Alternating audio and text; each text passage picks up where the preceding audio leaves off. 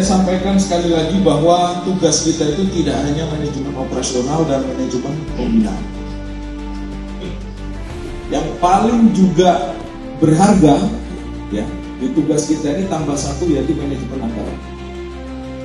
Jadi kalau sudah pembinaan maupun manajemen operasionalnya berjalan dengan baik, tapi kalau manajemen anggarannya tidak berjalan baik, maka penilaian terhadap prestasi kinerja pejabat Polri itu dinilai belum 100%.